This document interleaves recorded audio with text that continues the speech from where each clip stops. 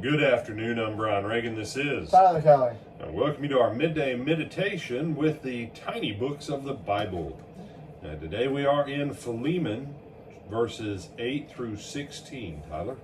Therefore, though I might be very bold in Christ to command you what is fitting, yet for love's sake I rather appeal to you, being such a one as Paul, aged, and now also a prisoner of Jesus Christ. I appeal to you for my son Onesimus, whom I have begotten in my chains, who once was unprofitable to you, but now is profitable to you and to me. I am sending him back. You therefore receive him, that is, my own heart, whom I wish to keep with me, that on your behalf he might minister to me in my chains for the gospel. But without your consent I wanted to do nothing, that your good deed might not be by compulsion as it were, but voluntary. For perhaps he departed for a while for this purpose, that you might receive him forever. No longer as a slave, but more than a slave, a beloved brother, especially to me, but how much more to you, both in the flesh and in the Lord. All right.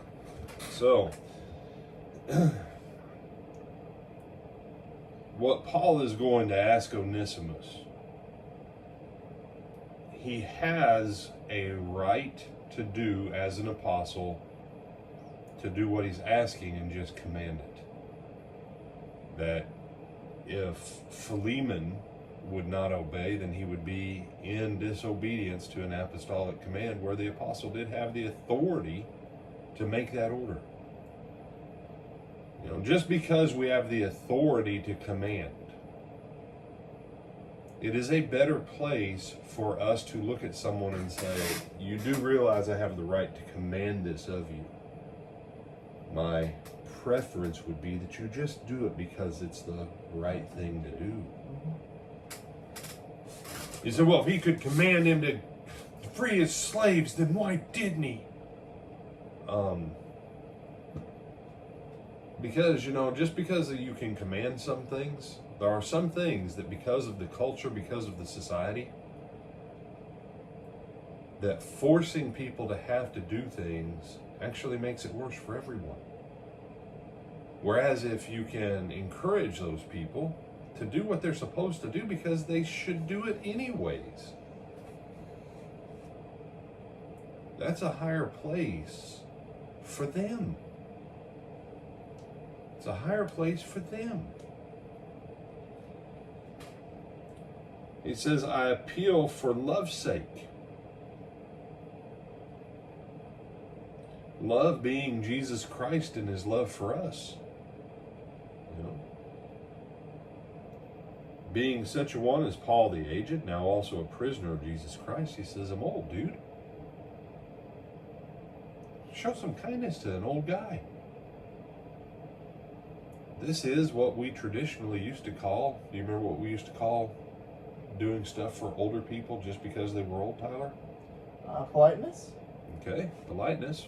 Or my day we called it respect for our elders. Yeah, they're old. Okay. Because you're old, I'll do it for you. Now to some people, well, why should you do it for them because they're old? Oh, they may not merit it at all. In fact, they might just not merit it. They might opposite not merit it. Like, ooh, no, because you're so bad, you don't even merit it because you're old. Opposite not merit. Yeah. I know. When you have time to think about it, you'll see it makes sense. But because I'm older than you, just roll with it. I've got way more gray hair than you, man. Thank goodness. Yeah. Don't worry, you'll get yours in time.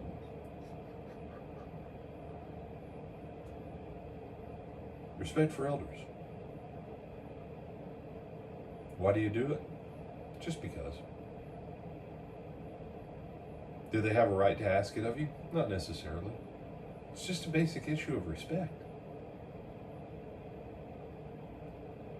And then he goes on, he says, I appeal to you for my son Onesimus, whom I've begotten in my chains. So, however Onesimus came to the Apostle Paul, maybe he knew that he was in Rome, maybe because of Paul's other work, with the family of Philemon and the church that met in their house. Maybe he knew that Paul was in. We don't know. Most of these commentaries, that we don't know. All we know is that Onesimus and Paul, they connected in Rome, and Onesimus spent time with Paul until Onesimus obeyed the gospel. And that's why Paul says, I've begotten him in my chains,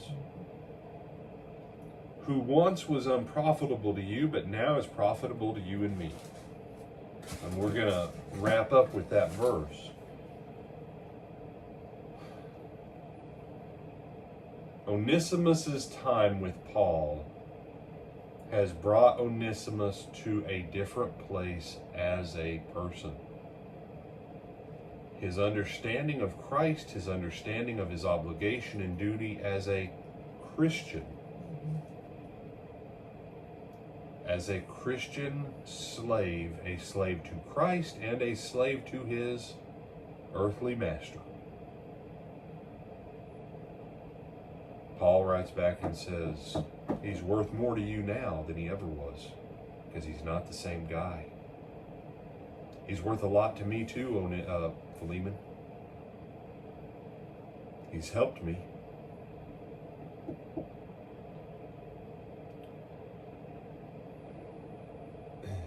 In the modern world, people have this idea that if we remove every burden on people through legislation, that will make the world a better place. The problem is, you can't legislate a change of heart. Mm-hmm. And you say, well, we should have outlawed slavery. Yes, we should have. No Christian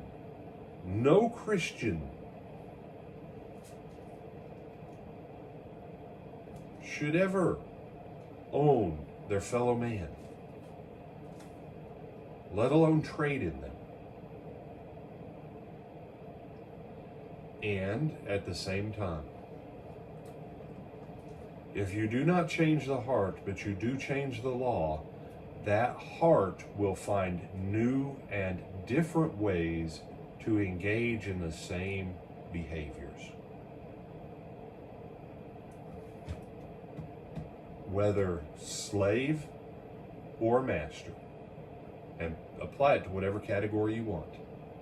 The change in heart is more important than the change in rules, because changing the rules just drives the wicked heart to find new areas in which to be wicked. You got anything you want to add on this one, my brother? No, sir. All right, I'm Brian Reagan. This is Tyler Kelly. And we bid you good afternoon.